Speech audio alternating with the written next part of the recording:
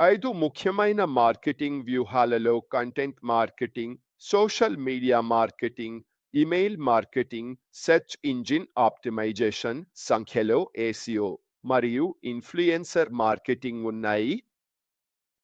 ఇప్పుడు నిజంగా చూస్తే ఇవి ఇప్పుడు దాదాపు 4 మాత్రమే మిగిలిపోయాయని నేను నమ్ముతున్నాను. ఇప్పుడు చూస్తుంటే ఇమెయిల్ మార్కెటింగ్ ఖచ్చితంగా తగ్గిపోతుందనే భావన నాకు బలంగా ఉంది. నాకు ఇప్పుడు అంతగా జంక్ ఇమెయిల్ కనిపించడం లేదు, మునుపటిలా కాదు.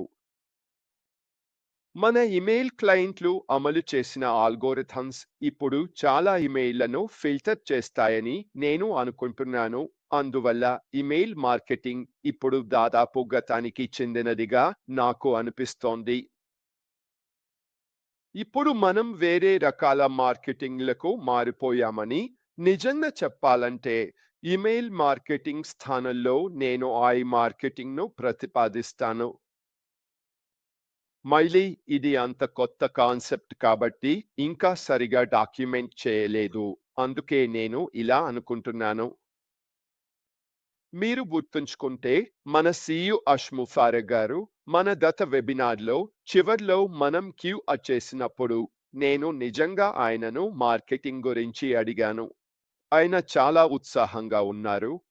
మార్కెటింగ్ విషయంలో ఆయన ఏం ప్లాన్ చేసుకున్నారో లేదా కనీసం మనకు ఏం చూపించబోతున్నారో గురించి అదే ముందుకు వెళ్ళే మార్గమని నేను నమ్ముతున్నాను. కానీ మిగతా రకాల మార్కెటింగ్లను కూడా మనం ఎప్పుడూ మర్చిపోవద్దు. అందువల్ల వాటిని మనం ఒక్కసారి చూద్దాం, సరేనా? ఇది మీకు స్వయంగా ఒక ఆలోచన ఇస్తుంది. అలాగే కంపెనీలు ఆ మార్కెటింగ్ క్యాంపెయిన్ విషయంలో ఏమి చూస్తాయో కూడా మీకు అర్థం అవుతుంది. ఈ వ్యూహాలు ఖచ్చితంగా వ్యాపారాలు తమ లక్ష్య ప్రేక్షకులను చేరుకోవడంలో, వారితో ఎంగేజ్ అవ్వడంలో, బ్రాండ్ అవగాహన పెంచడంలో, అలాగే అమ్మకాలు పెంచడంలో సహాయపడతాయి. అందువల్ల కంటెంట్ మార్కెటింగ్ను ఒకసారి చూద్దాం. లక్ష్య ప్రేక్షకులను ఆకర్షించడానికి మరియు ఎంగేజ్ చేయడానికి విలువైన, సంబంధిత మరియు స్థిరమైన కంటెంట్ను సృష్టించడం మరియు పంపిణీ చేయడం. ఇదిలో బ్లాగ్ పోస్టులు, వీడియోలు, ఇన్ఫోగ్రాఫిక్స్ ఇంకా ఇతర డిజిటల్ కంటెంట్ రూపాలు ఉండవచ్చు. మీరు ఇప్పుడు ఎక్కడైనా ఆన్లైన్లో ఉన్నా సోషల్ మీడియా గురించి మనం ఎక్కువగా ఫిర్యాదు చేసే విషయం ఏదైనా ఉందంటే అది ఏమిటి? ప్రకటనల పరిమాణం. సరేనా? మీరు ఏ సోషల్ మీడియా ప్లాట్ఫారంలో ఉన్నా అది ముఖ్యం కాదు. మీకు అక్కడ ఏదో ఒక రకమైన కంటెంట్ కనిపిస్తుంది. అది ఏదో ఒకదాన్ని ప్రచారం చేస్తూ ఉంటుంది. ఇప్పుడు అందులో చాలా భాగం యాదృచ్ఛికంగా వచ్చే చెల్లింపు ప్రకటనలు అయినా ఎక్కువ భాగం లక్షిత ట్రాఫిక్నే. ఎందుకంటే అల్గోరిథమ్స్ మీరు మాట్లాడుతున్న విషయాన్ని వాయిస్ రికగ్నిషన్ ద్వారా గుర్తించవచ్చు. అందుకే మీరు మాట్లాడే విషయాలను ఆధారంగా అల్గోరిథమ్స్ మీ ముందుకు ఆ ప్రకటనలను తీసుకొస్తున్నాయి. దాంతో మీకు ఆసక్తి ఉన్న దానిపై మీరు క్లిక్ చేయడానికి లేదా వారు మీను ఆకర్షించడానికి ఎక్కువ అవకాశాలు ఉంటాయి. ఎన్నిసార్లు మీరు మీకు తెలిసిన వ్యక్తితో ఏదైనా ప్రత్యేక విషయంపై మెసేజ్ చేస్తూ ఉంటారు? ఉదాహరణకి, నేను నిన్న నా పొరుగువాడితో లాన్ మోయింగ్ గురించి మాట్లాడుతున్నానని అనుకుందాం, సరేనా? నిజానికి నేను మాట్లాడలేదు, కానీ ఉదాహరణకి అలా అనుకుందాం. మీరు ఎవరికైనా లాన్ మోయింగ్ గురించి మెసేజ్ చేయవచ్చు లేదా మాట్లాడవచ్చు. అప్పుడు చూడండి సోషల్ మీడియాలో ఏమి కనిపిస్తుంది. గడ్డి కోసే యంత్రాలు. అదే లక్షిత ట్రాఫిక్. ఎందుకు? ఎందుకంటే ఇప్పుడు ఉన్న పరికరాలు చాలా ఆధునికంగా మారిపోయాయి. అవి మనం మాట్లాడే విషయాలను గుర్తించగలవు. ఆ తర్వాత ఆ అల్గోరిథమ్స్ ద్వారా ఆ ఉత్పత్తి లేదా సేవను మీ ముందుకు తీసుకువస్తాయి. దాంతో మీరు దానిపై క్లిక్ చేయడానికి, తర్వాత కొనుగోలు చేయడానికి అవకాశాలు చాలా ఎక్కువగా ఉంటాయి.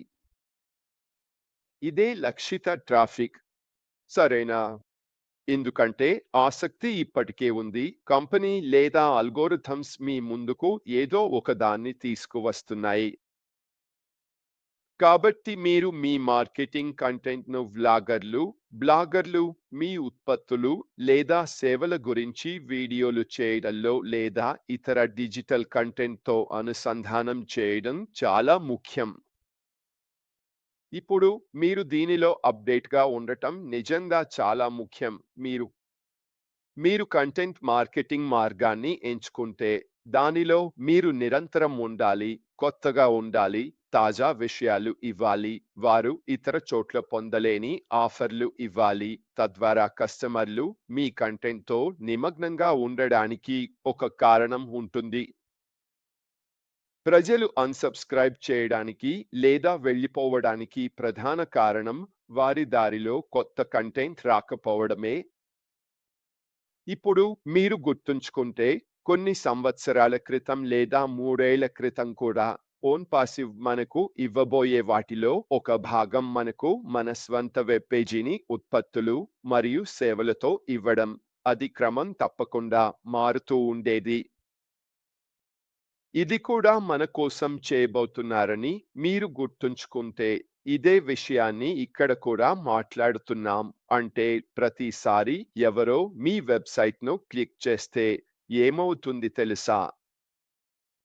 అది కొత్తది మరియు తాజాదిగా ఉంటుంది. మనం ఇదివరకే ఇది చూసాం కదా! మనకు వచ్చిన ఎన్నో రకాల వెబ్ పేజీలను మనం క్రమం తప్పకుండా చూసాం. అది ఇంకా మెరుగుపడుతోందని నాకు ఎలాంటి సందేహం లేదు. అదితో పాటు అన్ని ఇతర అంశాలతోనూ నవీకరించబడుతోందని నాకు నమ్మకం ఉంది. అలాగే తదుపరి దశలో కూడా అలాంటి రూపాలను మనం చూడటం ఆశ్చర్యంగా ఉండదు. మళ్ళీ చెప్పాలంటే ఇది నేను రెడ్‌ఫెర్న్ మాట్లాడుతున్నాను, కానీ భవిష్యత్తులో అలాంటి దానిని మనం ఎందుకు పొందకూడదో నాకు అర్థం కావడం లేదు. అది సార్థకంగా ఉంటుంది కదా! దాని తాజా అనుభూతి వల్ల మనం ఇతర పోటీదారుల కంటే ముందుగా ఉండగలుగుతాం. కాబట్టి మీరు అలాంటి ఏదైనా చేయాలనుకుంటే దాన్ని గుర్తుంచుకోండి. వినియోగదారులు ఎప్పుడూ తాజా, కొత్తదాన్ని, తరచూ కొత్తదాన్ని కోరుకుంటారని గుర్తుంచుకోండి. సోషల్ మీడియా మార్కెటింగ్ అంటే ఇది సోషల్ మీడియా ప్లాట్‌ఫారమ్‌లను ఉపయోగించి సంభావ్య కస్టమర్లతో కనెక్ట్ అవ్వడం, బ్రాండ్ అవగాహన పెంచడం, వెబ్‌సైట్‌కు ట్రాఫిక్‌ను తీసుకురావడం. ఇది ఆకర్షణీయమైన కంటెంట్ సృష్టించడం, ప్రకటనల ప్రచారాలు నిర్వహించడం, ఫాలోవర్స్‌తో పరస్పరం మాట్లాడటం వంటివి కలిగి ఉంటుంది. ఉదాహరణకు, యూట్యూబ్ కూడా ఒక సోషల్ మీడియా ఫోరం. మీరు ఏ పని చేస్తున్నా మీ క్లయింట్ బేస్‌తో మీరు పరస్పరం మాట్లాడాల్సిందే. మీ వ్యాపారం గురించి ఏవైనా కీలక పదాలు ఉన్నా, మీరు ప్రమోట్ చేస్తున్న లేదా అమ్ముతున్న ఆ పేజీని మీ శక్తి మేరకు ఆప్టిమైజ్ చేయాలి. కాబట్టి ఇది మీ బ్రాండ్‌ను నిర్మించుకోవడం గురించి. ఇది మీ వ్యాపారంపై, మీరు అమ్మాలని లేదా సాధించాలనుకుంటున్న దానిపై, మీ వెబ్‌సైట్ లేదా ఫన్నెల్ లేదా మీరు ఉపయోగిస్తున్న ఏదైనా ద్వారా దృష్టి పెట్టడం గురించి. ర్యాంకింగ్ ఎక్కువగా ఉండటం ఖచ్చితంగా మీ క్లిక్ త్రూ రేట్‌ను మరియు అమ్మకాల అవకాశాలను మెరుగుపరచడంలో సహాయపడుతుంది. ఏసీఓ ఎలా పనిచేస్తుందో మీరు అర్థం చేసుకోవడం నిజంగా చాలా ముఖ్యం. నిజానికి నేను లపై ఒక ప్రత్యేకమైన వీడియో చేయొచ్చు. అది ఒక లిస్ట్లో పెట్టాలి అనిపిస్తోంది, ఎందుకంటే ఇది మనం తప్పక కవర్ చేయాల్సిన చాలా ముఖ్యమైన విషయం అని నేను భావిస్తున్నాను. నాకు అనిపిస్తోంది. నేను ఓహ్! అది అక్కడ రాసేయాలి.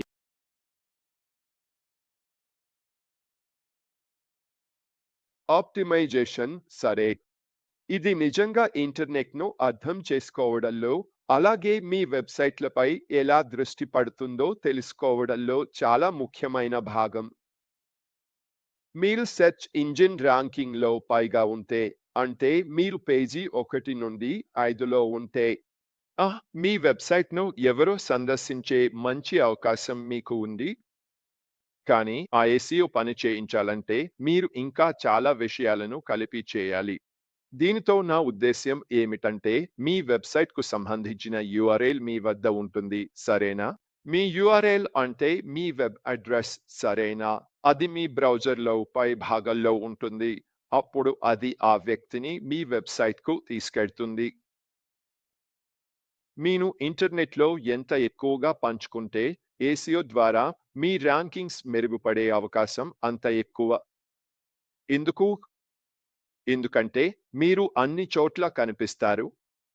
మీరు సోషల్ మీడియాలో ఉన్నారు. మీరు సెర్చ్ ఇంజిన్‌లలో ఉన్నారు. మీరు ఇతరుల పేజీలలో ఉన్నారు. ఇలా ఇంకా చాలా చోట్ల ఉన్నారు. ఆ అల్గోరిథమ్స్ మీ వెబ్ పేజీని గుర్తిస్తాయి. స్పష్టంగా మీ వెబ్‌సైట్‌ను చూసేవారు ఎంత ఎక్కువ ఉంటే క్లిక్ త్రూ రేట్ అంత ఎక్కువగా ఉంటుంది. అది మీ ర్యాంకింగ్‌ను పెంచుతుంది. ఇది పెరుగుతుంది మరియు మొత్తం ప్రక్రియలో ఇది చాలా ఎక్కువగా సహాయపడుతుంది. ఇది గురించి మనం విస్తృతంగా మాట్లాడతాం. నా అభిప్రాయం ప్రకారం ఇది ఒక ప్రత్యేకమైన అంశంగా ఉంటుంది. నిజంగా ఇది చాలా ఆసక్తికరమైన విషయం అవుతుందని నేను భావిస్తున్నాను. మరియు చివరి విషయం సరే అది ఇన్ఫ్లుయెన్సర్ మార్కెటింగ్. ఇది అంటే సోషల్ మీడియాలో పెద్ద ఫాలోయింగ్ ఉన్న ఇన్ఫ్లుయెన్సర్లతో కలిసి ఉత్పత్తులు లేదా సేవలను ప్రమోట్ చేయడం.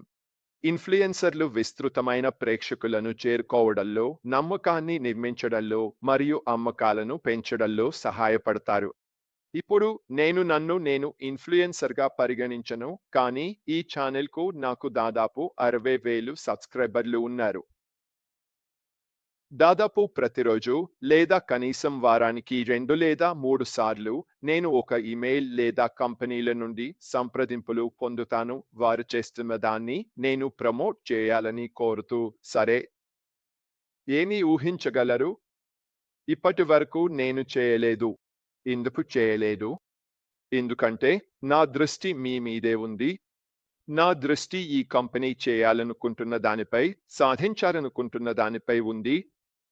ఒక వీడియో మధ్యలో ఎవరో ఒకరిని ఎంచుకుని, ఇవి నా జీవితంలో నేను విన్న అత్యుత్తమ ఇయర్ ఫోన్లు. వెళ్లి కొనండి. లింక్ క్రింద ఉంది అని చెప్పడం వల్ల నేను దారి తప్పిపోవాలని నేను కోరుకోను. నేను అలా చేయగలనా? అవును, నేను ఖచ్చితంగా చేయగలను. ఇది నాకు ఈ వ్యాపారంలో నన్ను నష్టపరిచేలా చేస్తుందా? లేదు, అది నాకు నష్టం చేయదని నేను అనుకుంటున్నాను. కానీ ప్రస్తుతం అది నేను చేయాలనుకునే విషయం కాదు. భవిష్యత్తులో నేను నా స్వంత ఉత్పత్తులు, సేవలను నా స్వంత సోషల్ మీడియా ద్వారా నేను ఇప్పుడు చేస్తున్నట్లుగా నా ఫాలోయింగ్‌ను పెంచుకుంటూ ప్రమోట్ చేయడమే నాకు ఇష్టంగా ఉంటుంది. ఎవరి కోసం తక్కువ డబ్బు కోసం వెళ్ళడానికంటే. అంటే నేను నా ఉత్పత్తులు, సేవల కోసం ఇతర ఇన్‌ఫ్లుయెన్సర్‌లను ఉపయోగించను అనడమా? అది నేను ఖచ్చితంగా పరిశీలించబోయే విషయం. ఇతర వ్యక్తులను సంప్రదించడాన్ని నేను పరిశీలిస్తాను. తద్వారా వారిని కూడా నా బృందంలోకి తీసుకోవచ్చు. నిజంగా వారిలో ఒకరు నా మేనల్లుడు. మీకు గుర్తుంటే చాలా కాలం క్రితం నేను నా మేనల్లుడి గురించి చెప్పాను. అతను యూట్యూబ్‌లో పెద్ద ఇన్‌ఫ్లుయెన్సర్. ఒక పిల్లల ఆట కోసం అతనికి ఇప్పుడు దాదాపు 4 మిలియన్ ఫాలోవర్స్ ఉన్నారు. అతను నేను చేస్తున్నదేమిటో తెలుసు. ఇప్పటివరకు అతనితో కలిసి ఏదైనా చేయాలని, కరబోసి పని చేయాలని నేను సంప్రదించలేదు. కానీ భవిష్యత్తులో నేను తప్పకుండా పరిశీలించబోయే అంశం అదే. ఎందుకంటే నేను సాధించాలనుకుంటున్న దానిపై మరింత దృష్టి లభించేందుకు ఇది సహాయపడుతుంది. ఇప్పుడు నేను మీతో మాట్లాడుతున్న ఈ విషయాలన్నీ మీ వ్యాపారానికి మార్పు తీసుకురావడానికి సహాయపడతాయి. వీటి వల్ల మీరు అమ్మకాలు చేయడంలో అవకాశాలు పెరుగుతాయి. రోజు చివరికి మనం సాధించాలనుకుంటున్నది కూడా అదే. గమనించండి, కమిషన్లు సంపాదించాలంటే మీరు ఏదైనా అమ్మాలి.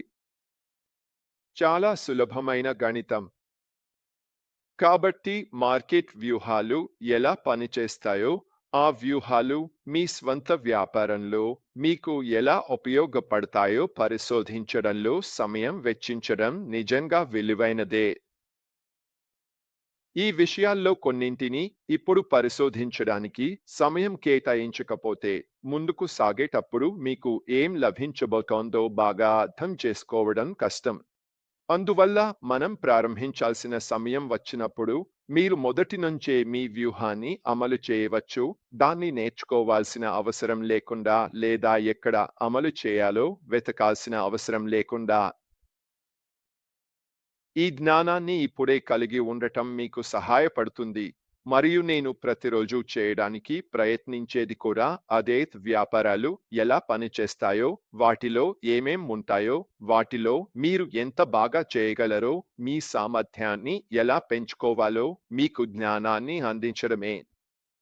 ఎందుకంటే ఆ జ్ఞానం లేకపోతే మీరు పూర్తిగా కొత్తగా మొదలు పెట్టాల్సి వస్తుంది. మీరు కొంత గందరగోళంగా ఉండిపోతారు, ముందుకు సాగలేరు. ఇది మీకు నిరుత్సాహాన్ని కలిగిస్తుంది. ఎందుకంటే మీరు ఇతరులు మీకంటే ముందుకు వెళ్తున్నారని, లేదా వారు ఎక్కువ విజయవంతంగా ఉన్నారని చూస్తారు, లేదా ఇంకేమైనా కావచ్చు, మీరు కూడా అదే చేయాలని అనుకుంటారు.